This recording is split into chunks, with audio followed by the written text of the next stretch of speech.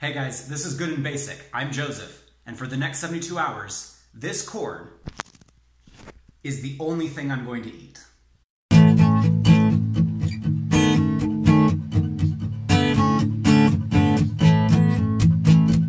So if you haven't watched our videos about Hopi blue corn yet, then go ahead and check those out so you can get brought up to speed about all the stuff we've done on this channel that has to do with Hopi blue corn.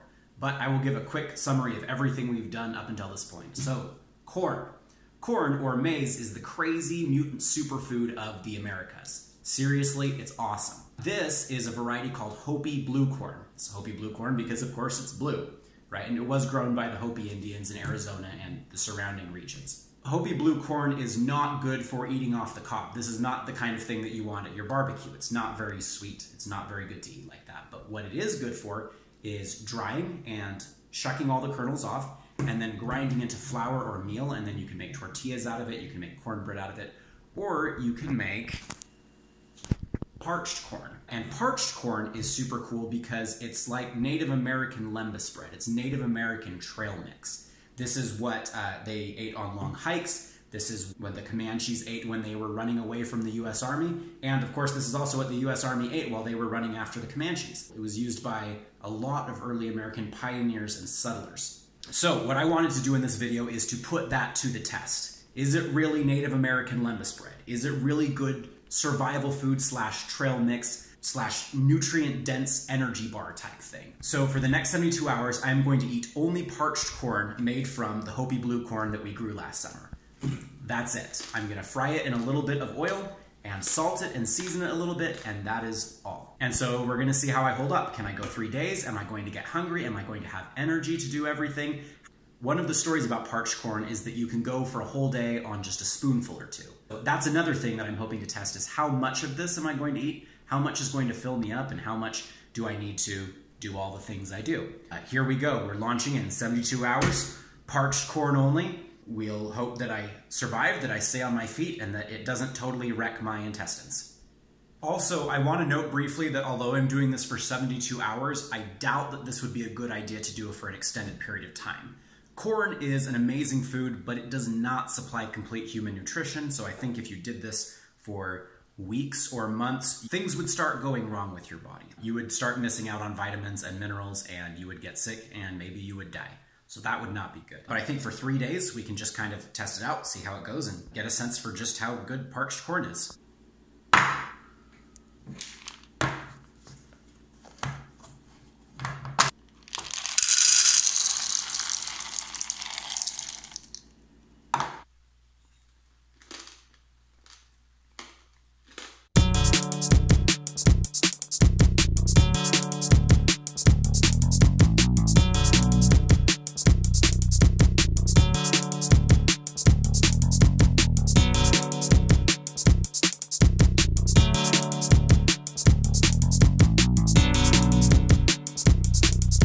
Okay, so here is the 24-hour update. I am in one full day, and I have eaten nothing today except for parched corn. Here's what I'm noticing. Between about 11 a.m. and 2 p.m., I ate, I would say, a cup and a half of parched corn. The rest of the day, I have just not been hungry at all. So that's pretty good, I think. That's what we were kind of hoping to see, was some sort of trail mix thing where you just eat a little bit and it just kind of keeps you going. I have all the energy I normally do. I don't feel sick. I don't have a headache. I don't feel bad at all. I feel super awesome. One thing that I'm noticing that I didn't necessarily foresee is that I am drinking a ton of water. A ton of water. The parched corn is very, very, very dry, and then I've also salted it slightly. Well, you can do the math from there. But so far, end of day one, I'm like, this is good. Let's keep going and see what happens.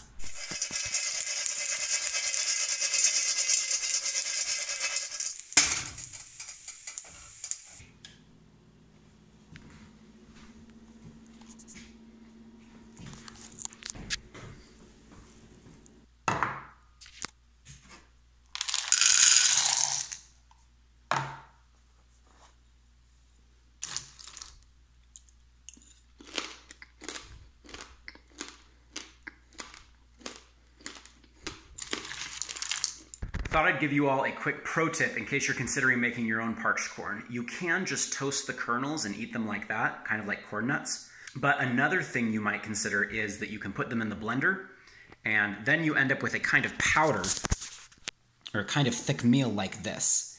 And then it's not as hard on your teeth, it's a little softer to eat. I also think it's a little bit more flavorful. If you're considering making your own parched corn, you should consider doing that. It's a good idea.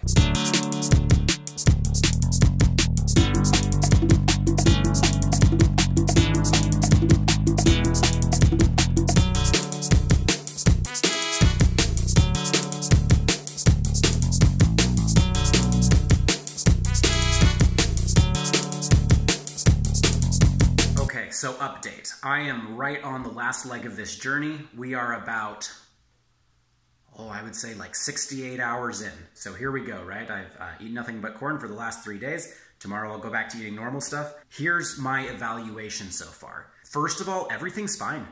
Like everything's great. I feel good. I have plenty of energy. I worked out yesterday. I went to a dance party last night. I felt fantastic. Everything's great. Parched corn is good survival food. Parched corn gives you plenty of endurance and energy. That's wonderful.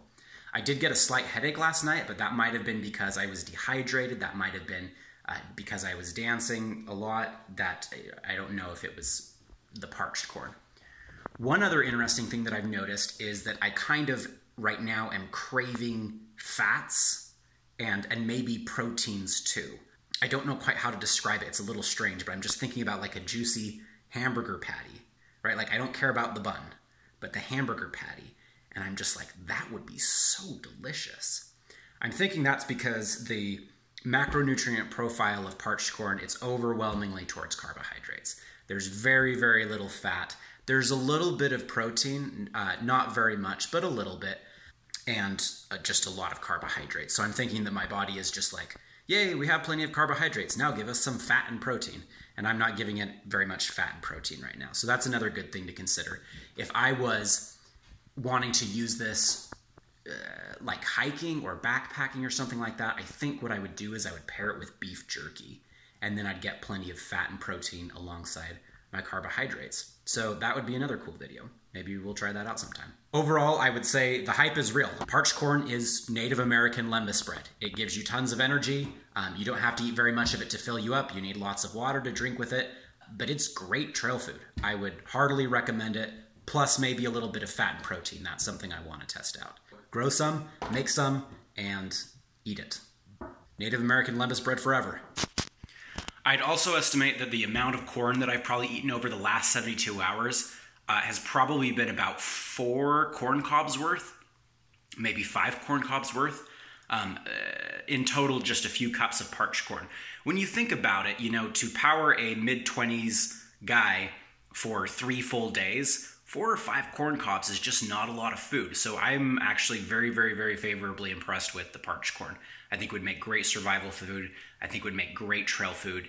I'm definitely packing some next time I go do something outdoorsy, paired with beef jerky, because A, I like beef jerky, and B, it has fat and protein. So those are both good things. It actually kind of blows my mind when I used to eat Sunday dinner with my family and we'd eat sweet corn. You know, if you've ever eaten sweet corn, you know that you can eat quite a few cobs, plus whatever else is on the table.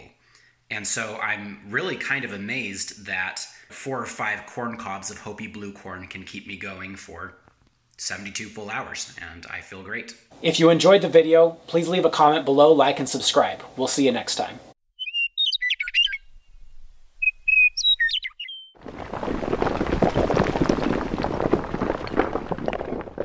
For the curious, everything was fine going in, and so far everything is fine going out. There's nothing too strange, so yeah, we'll hope it stays that way too.